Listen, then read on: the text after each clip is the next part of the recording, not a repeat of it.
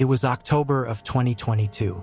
I lived alone in a little home inside a quiet suburban neighborhood on the edge of Brookvale.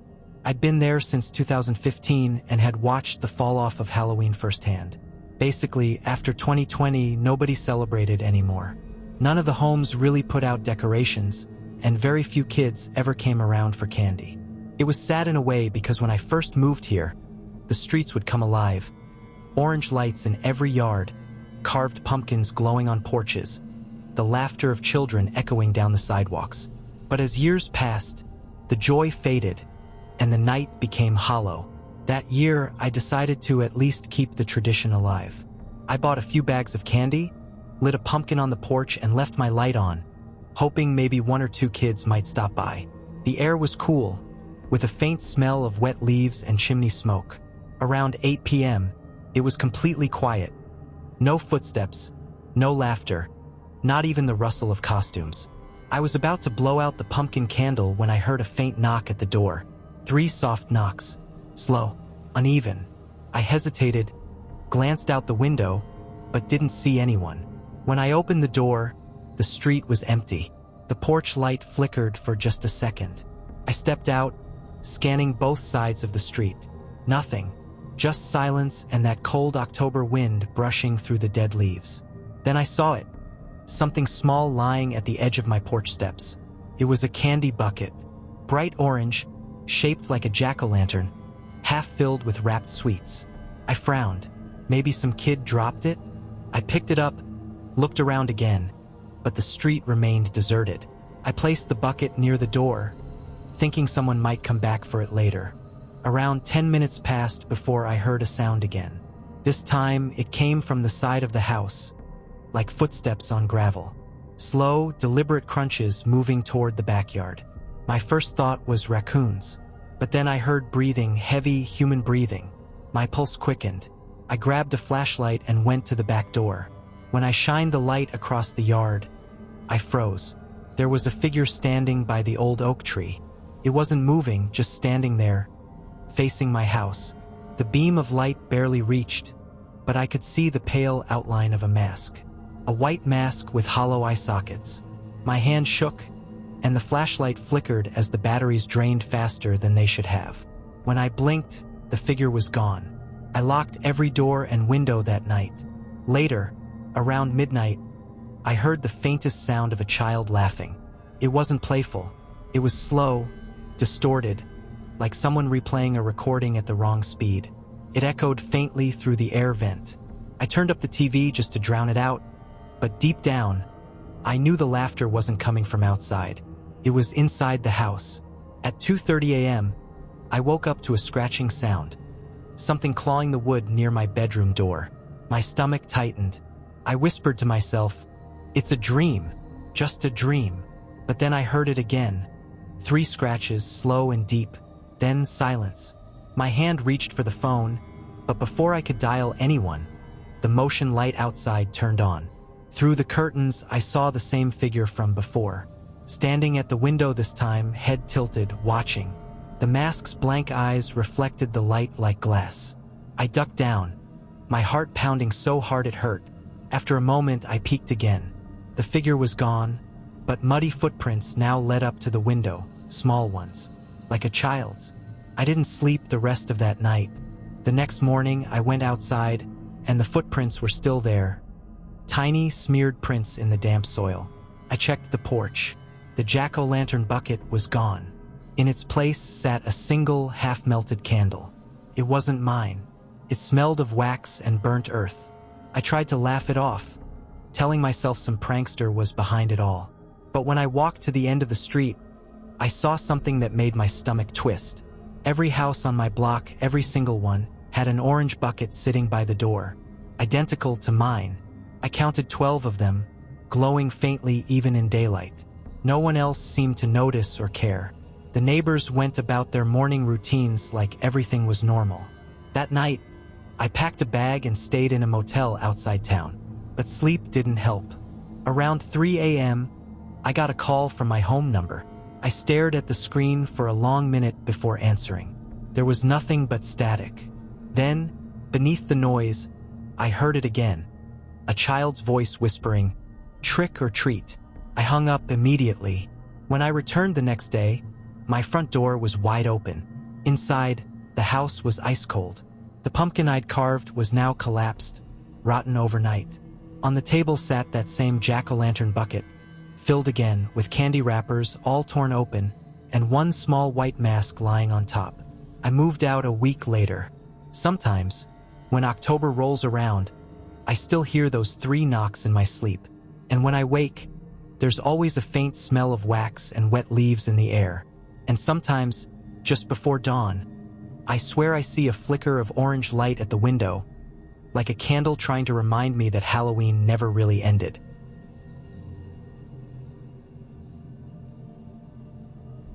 It was late summer when I first started working the night shift at the Hollow Creek gas station.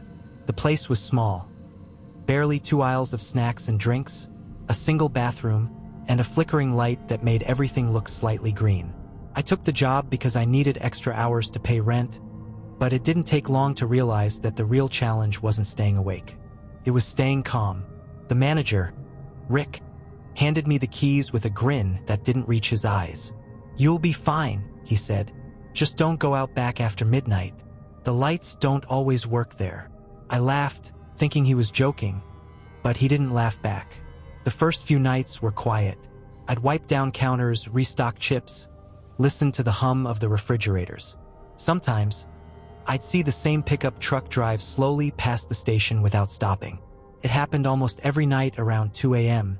The same truck, same speed, never turning in.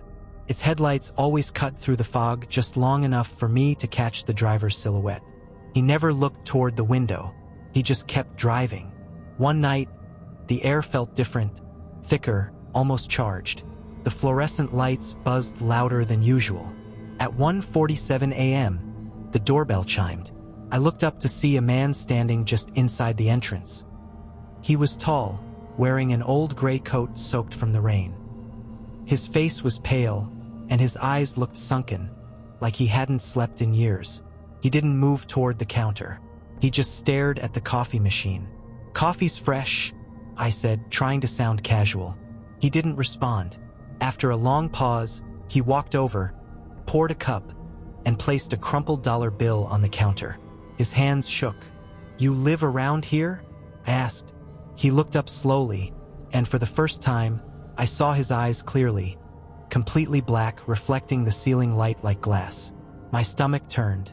Before I could say another word, he whispered, "The lights don't like the dark." Then he turned and walked out. I stood frozen, the bell over the door still swaying.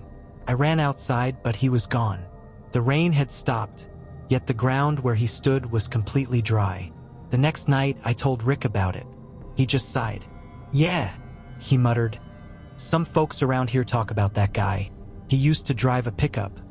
Same one that circles at night. Died in a wreck out on Route 17 about 10 years ago." I laughed nervously, but he didn't. The following week, the same pattern continued. Quiet nights, the passing truck, the flickering lights. But then, around 3 a.m. one shift, the power went out. Everything, lights, coolers, music, shut down at once.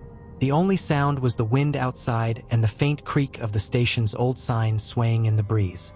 I grabbed my phone to use its flashlight, but before I could turn it on, I heard the door chime.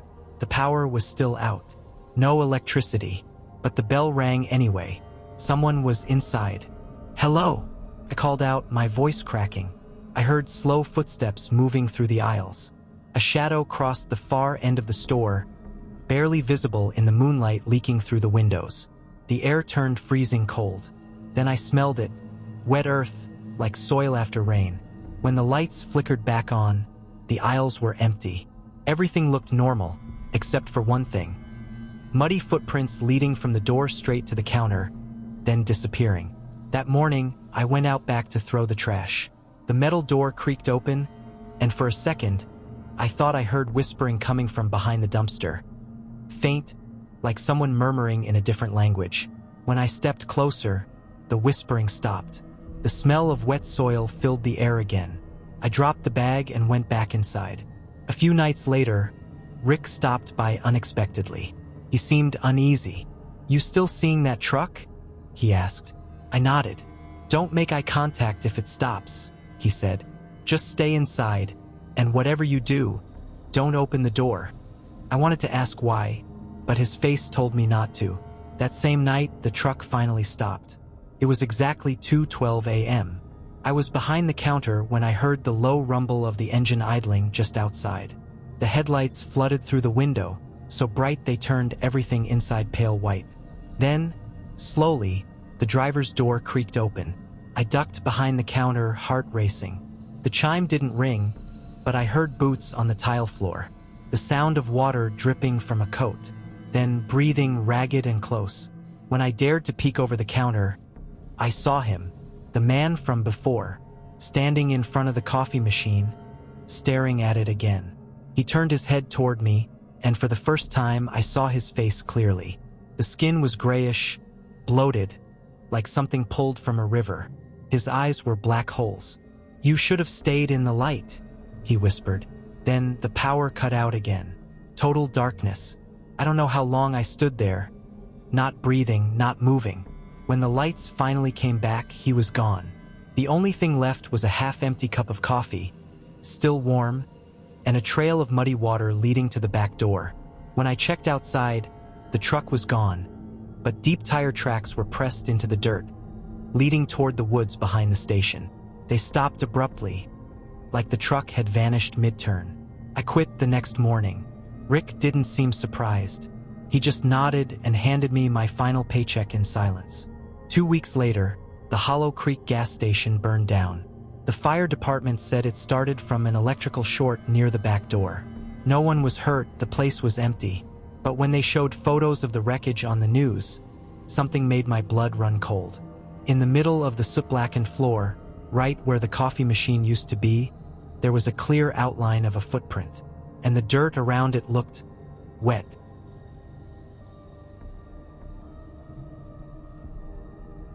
I used to work as a night security guard at an old apartment complex in Crestfield called Maple Hollow Residences.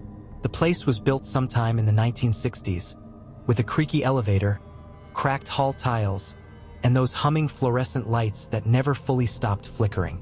Most of the residents were older, quiet, polite people who kept to themselves. The complex had 5 floors, and my job was simple: make hourly rounds, check doors, and watch the security monitors in the main office. Sounded easy. For the first month, it was. Then I started noticing something strange about apartment 9, on the 4th floor. Every night around 2:45 a.m., the camera outside that door would flicker, just that one. Sometimes the hallway light would dim, and for a few seconds, I'd see movement on the monitor. Not enough to identify a shape, just a faint shadow shifting against the door. The building's records said apartment 9 was vacant. It had been since 2019, when an elderly woman named Mrs. Calloway passed away inside. I'd seen the place during daylight, empty, dusty, with furniture covered in sheets. Nothing unusual, but at night something was different. One evening, my supervisor, Gary, stopped by to drop off paperwork. I mentioned the flickering camera to him, and he just gave a short laugh. "Yeah, old wiring. That floor's always had issues. Don't worry about it." Then he added, half joking, "Just don't go knocking on apartment 9. People say the last guard who did that quit mid-shift." He smiled when he said it, but there was a strange tightness around his eyes. A few nights later, curiosity got the better of me. I decided to check the hallway myself during one of my rounds. When I reached the 4th floor, everything felt heavier. The air smelled faintly of perfume, old-fashioned, like something floral that had sat sealed for decades. The light above apartment 9 flickered continuously, buzzing louder than the others. I approached the door. It was perfectly still. I stood there for a moment, listening. The hallway was silent. No wind, no sound from other rooms. Then I heard it. A faint tapping from the other side of the door. 3 slow taps. I froze. "Maintenance," I said quietly, forcing a nervous chuckle. "Anyone in there?" No reply, just another set of taps, this time closer to the peephole. I backed away and went straight to the office. On the monitor, the camera for that hallway was completely dark. Static filled the screen. When I told Gary the next morning, he shrugged it off again. "Old wiring," he repeated. But that night, he sent another guard to work with me. An older guy named Bruce who'd been there for years.